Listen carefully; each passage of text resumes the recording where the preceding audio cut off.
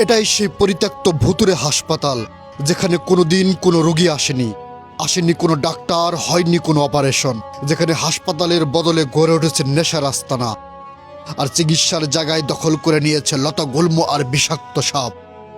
এখানে রয়েছে সেই অসমাপ্ত অভিশপ্ত মসজিদ, যে মসজিদে কোনোদিন আজান শোনা যায়নি, যার ভেতরে বসে মাদকখেকো মানুষের অসামাজিক তালিম। কিন্তু প্রশ্ন একটাই, কিভাবে, কেন, কোন অকারণে এই মেগা প্রজেক্ট পেল না তার পূর্ণতা? কেন চরম অবহেলায় পড়ে রইল এই কোটি টাকার সম্পদ? আর সবচেয়ে বড় প্রশ্ন, পিতার মৃত্যুর পরও কেন এই স্বপ্নের দায়িত্ব নিল না তার যোগ্য উত্তরাধিকারীরা?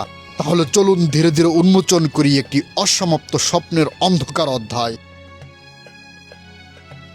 যে গল্পগুলো আজও লুকিয়ে আছে এই পরিত্যক্ত দেয়ালগুলোর ভেতরে।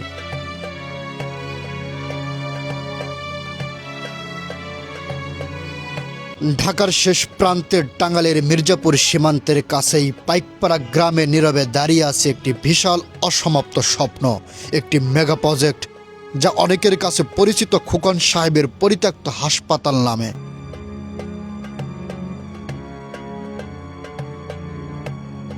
যদিও নামের সঙ্গে খোকন সাহেবের পরিচিতি জড়িয়ে গেছে, তবে এই স্বপ্নের মূল রূপকার ছিলেন পাইকপাড়া গ্রামের কৃতি সন্তান প্রখ্যাত শিল্পপতি খান মোহাম্মদ ইকবাল সাহেব। ইকবাল সাহেব ছিলেন শুধু একজন ব্যবসায়ী নন, তিনি ছিলেন একজন সফল স্বপ্নদ্রষ্টা, একজন মানুষ যিনি চেয়েছিলেন ধামরাইয়ের মানুষ যেন চিকিৎসা আর শিক্ষার জন্য দূর দূরান্তে ছুটে না বেড়ায়।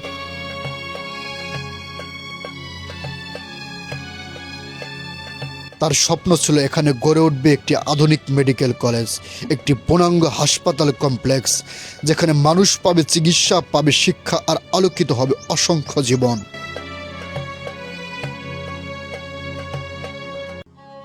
কিন্তু নিয়তির নির্মমতায় কাজ যখন প্রায় 70% সম্পন্ন, ঠিক তখনই ইকবাল সাহেবের মৃত্যু এই বিশাল স্বপ্নকে থামিয়ে দেয়। আর সেদিন থেকেই থেমে যায় কোটি কোটি টাকার একটি স্বপ্ন, জন্ম নেয় একটি অসমাপ্ত ইতিহাস, যা আজও নীরবে চাপা পড়ে আছে এই পরিত্যক্ত দেয়ালগুলোর ভেতরে। উন্নয়ন থেকে যখন ঢাকার ধামরাই উপজেলা কয়েক হাজার মাইল পেছিয়ে আছে, ঠিক তখনই এরকম একটা বিশাল মেগা প্রজেক্ট যখন ভুতুড়ে বাড়ি হয়ে যায়, তখন হতাশা ছাড়া আর কিছুই থাকে না। যখন আমি এই ইকবাল সাহেবের কারখানার সামনে আসলাম, তখন দেখলাম যে এই সুবিশাল ভবনগুলো আজ লতা গুল্ম দিয়ে ছেয়ে গেছে। এ দেখেন যে বিল্ডিংয়ের সামনে জঙ্গলে আজ ছেয়ে গেছে, মনে হচ্ছে এটা একটা ভুতুড়ে বাড়ি। বাড়িতে ঢোকার জন্য অনেকগুলা গেট থাকলেও প্রতিটা গেটেই পাই তালা ঝুলে আছে, ঢোকার মতো ওরকম কোনো অবস্থা নেই। তাই আমরা ঠিক সেই ভবনের দক্ষিণ পাশে একটা গলি আছে, সেই গলি দিয়ে ভেতরে ঢোকার চেষ্টা করব। জানি না ভিতরে কীরকম পরিবেশ আছে, তবে এই বাড়িটা নিয়ে মানুষের অনেক কৌতূহল আছে, বিশেষ করে ধামরাইবাসীর। অনেকে বলে এটা একটা কারখানা ছিল, অনেকে বলে এটা হওয়ার কথা ছিল একটা বিশাল মেডিকেল কলেজ। তবে এর সঠিক উদ্দেশ্যটা আসলে কেউ সরাসরি বলতে পারেনি। তবে আমরা ভেতরে গিয়ে আজকে এই ইকবাল সাহেবের যে মেগা প্রজেক্ট, সেই প্রজেক্টের বিস্তারিত বিষয়গুলো তুলে ধরার সর্বোচ্চ চেষ্টা করব।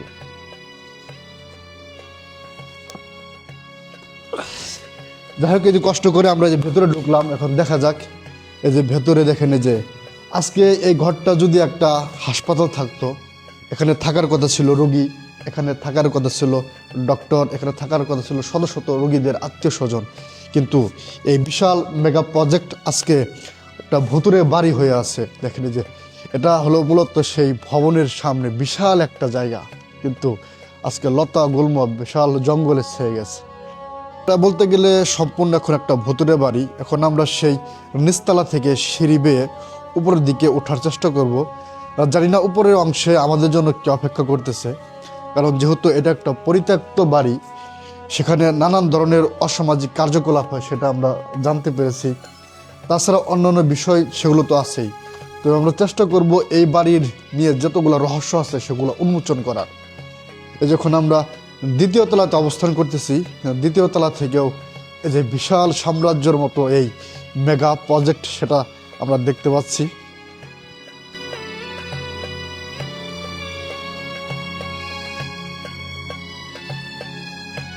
এই দরজার উপাশে কোনো ভৌতিক গল্প নেই, আছে অসম্পূর্ণ থেকে যাওয়া এক বাস্তবতা। দেয়ালগুলো এখনো দাঁড়িয়ে আছে, যেন কারো অপেক্ষায় থমকে গেছে সময়। এখানে ক্লাস হওয়ার কথা ছিল, রোগীরা পাওয়ার কথা ছিল সেবা, কিন্তু আজ এই ঘরগুলো ফাঁকা, খোলা ফ্রেম, অসমাপ্ত দেয়াল, বাতাস চলাচল করে অবাধে। মানুষের পদচিহ্ন নেই, রয়ে গেছে শুধু নীরবতা, একটি স্বপ্নের অসমাপ্ত সাক্ষী। এই সিঁড়িগুলো একসময় ছিল মানুষের আসার পথ। এখান দিয়ে ওঠার কথা ছিল ডাক্তার, নার্স, মেডিকেল ছাত্রদের, কিন্তু আজ এই সিঁড়ি বেয়ে ওঠে না কোনো চিকিৎসক, ওঠে না কোনো রোগী, ওঠে শুধু নেশাগ্রস্ত মানুষ আর অজানা ভয়। প্রতিটি ধাপে ধাপে জমে আছে বছরের পর বছর অবহেলা আর একটি থেমে যাওয়া স্বপ্নের ধুলো।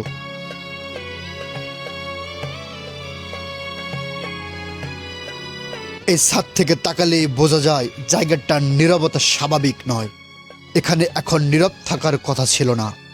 এই মাঠে মানুষের কণ্ঠে কণ্ঠ মেলার কথা ছিল, রোগীর স্বজনদের ব্যস্ত পায়ের শব্দ, অ্যাম্বুলেন্সের সাইরেন, ডাক্তারদের তাড়াহুড়া।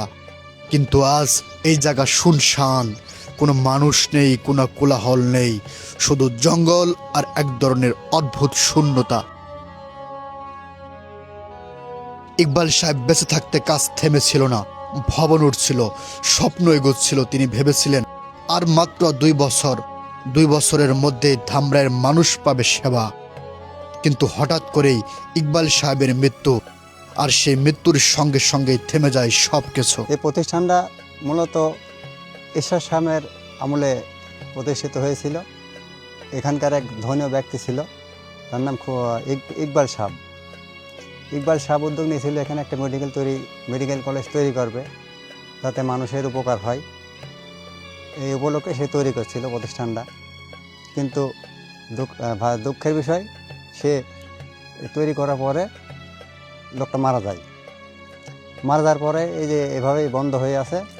তার ছেলে এবং স্ত্রী আছে, তারা উদ্যোগ নেওয়ার কথা ছিল, কিন্তু তারা উদ্যোগ পরবর্তীতে না নিয়ে তারা আপনার ঢাকায় চলে যায়, এবং তারপর থেকে এই প্রতিষ্ঠানটা এভাবে পড়ে আছে।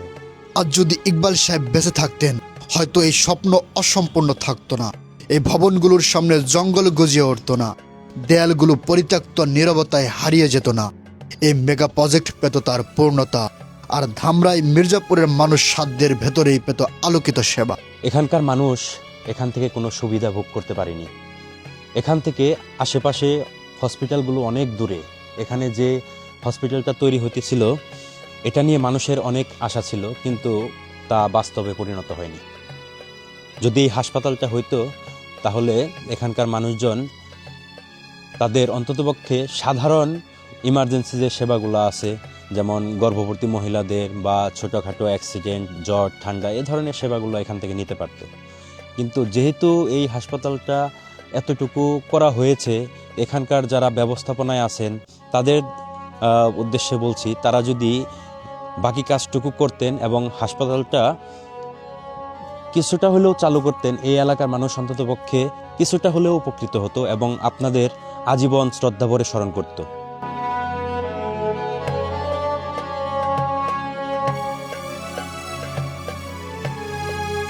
ইকবাল সাহেবের মৃত্যুর পরে কেন জানি তার পরিবার এই বিশাল প্রজেক্ট এগোতে দেয়নি। কেউ বলে আর্থিক জটিলতা, কেউ বলে প্রশাসনিক বাধা, কেউ বলে পারিবারিক দ্বন্দ্ব, কিন্তু সুনির্দিষ্ট কোনো উত্তর কারো জানা নেই। তারা এই জায়গায় এত বেশি আসে না। তারা চাইলে করতে পারে, কিন্তু তারা করে না। এটা সম্পূর্ণভাবে করতে পারবে না। এটা আবার সম্পূর্ণভাবে করতে গেলে আরো অনেক টাকা বাজেট হবে, তাই এটা করতে পারেনি আর। কিন্তু তাদের যদি ইচ্ছা হয় তারা করতে পারবে, কিন্তু করবে না মনে হয়। তখন আমি পাইকপাড়ার এই পরিত্যক্ত হাসপাতালের ভবনের সামনে দিয়ে হাঁটতেছিলাম, তখন আমি একটা বিষয় উপলব্ধি করতেছিলাম যে কত স্বপ্ন, কত আশা, কত সহজেই তার মৃত্যু হতে পারে। যে ইকবাল সাহেব, তিনি হয়তো স্বপ্ন দেখেছিলেন উন্নয়ন থেকে অনেকটা পিছিয়ে ধামরাই উপজেলা মানুষের জন্য কিছু করবেন, এই অঞ্চলের মানুষের জন্য সেবার হাত বাড়িয়ে দিবেন। তিনি হয়তোবা সেই ধরনের স্বপ্ন থেকেই ধামরাইয়ের সেই কতটা দূরে, ধামরাই সদর থেকে অনেকটা দূরে যে এলাকা পাইকপাড়া, সেখানে তিনি এই বিশাল মেগা প্রজেক্ট তিনি হাতে নিয়েছিলেন।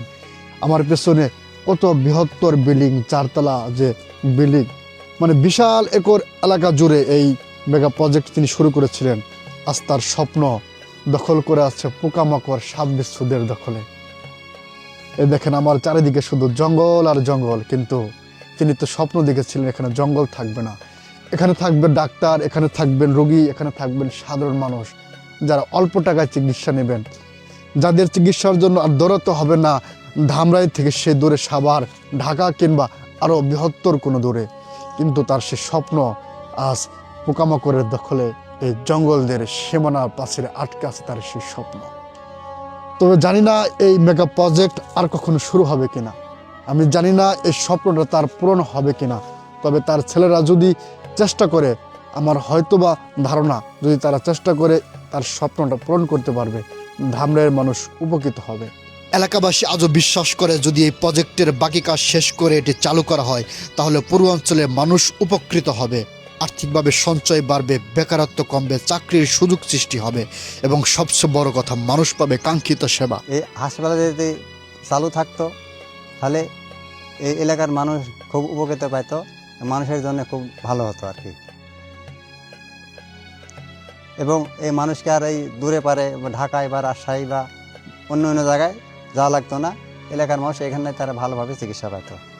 ইকবাল সাহেবের মৃত্যুর পর এই বিশাল মেগা প্রজেক্টটি যখন ধীরে ধীরে পরিত্যক্ত হয়ে পড়তে শুরু করে তখন শোনা যায় দূরদেশ চীন থেকে একদল ব্যবসায়ী এই জায়গাটি ক্রয় করার প্রস্তাব নিয়ে এসেছিলেন। তাদের পরিকল্পনা ছিল এই অসম্পূর্ণ প্রকল্পকে আবার নতুন করে দাঁড় করানো, যাতে এখানে চিকিৎসা, শিক্ষা আর সেবার আলো আবার জ্বলে ওঠে। কিন্তু ইকবাল সাহেবের স্মৃতি আর তার অসমাপ্ত স্বপ্নকে বাঁচিয়ে রাখার জন্যই তার স্ত্রী ও পুত্র এই সম্পত্তি বিক্রি করার সিদ্ধান্ত নেননি।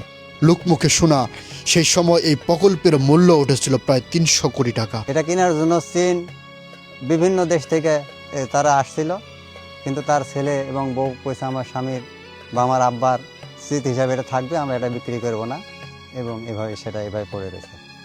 এক সময় এই মেগা প্রজেক্ট ছিল এলাকার মানুষের গর্বের প্রতীক, কিন্তু আজ সেই গর্বই পরিণত হয়েছে গ্রামের মানুষের জন্য এক অভিশাপে। কারণ হাসপাতালটি পরিত্যক্ত, এখানে ঢুকে পড়ছে দুষ্টু মানুষরা, নেশা করছে, মাদক সেবন করছে এবং ছড়িয়ে দিয়েছে অন্ধকারের রাজত্ব। এই জায়গায় খুব মাদক ড্রাগস, এই জায়গায় মাদক দ্রব্য মানে যাবতীয় যা আছে সব জায়গায় এখানে আর কি আপনার পেশা চালানকারী হয়। এই জায়গায় মাঝে মধ্যে আমরা দেখি অনেক ছেলে পেলে মেনে ঘুরতে আসে, কারণ ওদের জন্য আমরা যদি এখানে আসি আমাদের যাতে আমরা এই কাজটা করি। যারা মাদক দ্রব্য নেয় এই জায়গায় তাদের জন্য আমরা এখন ঘুরতে আসতে পারি না, কারণ আমরা যদি আসি আমাদের বলতে চাই যে আমরা এই জায়গায় মাদক দ্রব্য ড্রাগস গ্রহণ করি।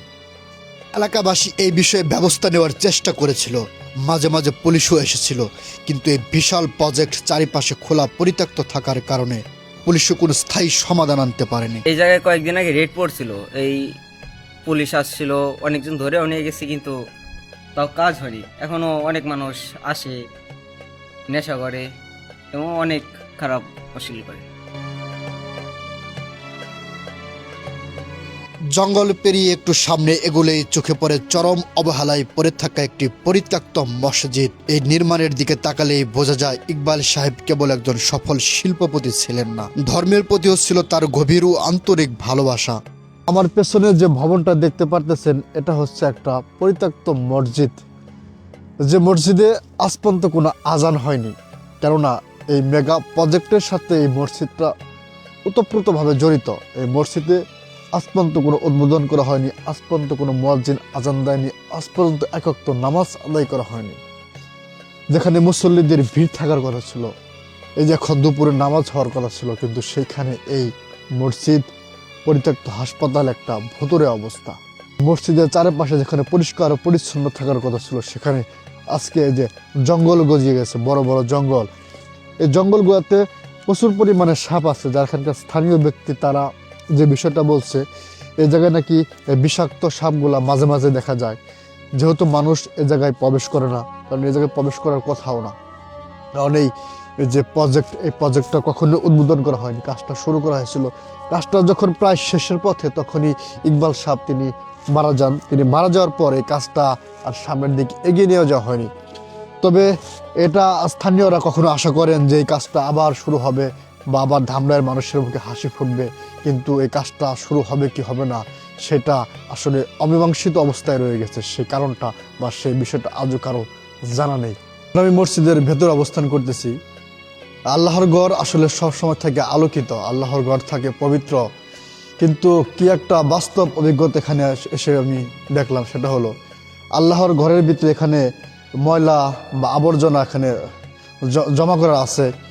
বা এমনও একটা কথা শোনা গেছে যে এখানকার যারা স্থানীয় লোকজন তাদের কাছ থেকে, সেটা হলো অনেক দুষ্ট লোকেরা এই মসজিদে এসে বা মসজিদের ছাদে বা বিল্ডিংগুলোতে তারা অবস্থান করে অসামাজিক যে কার্যকলাপ, নেশা, সেই ধরনের কাজে তারা জড়িত থাকে।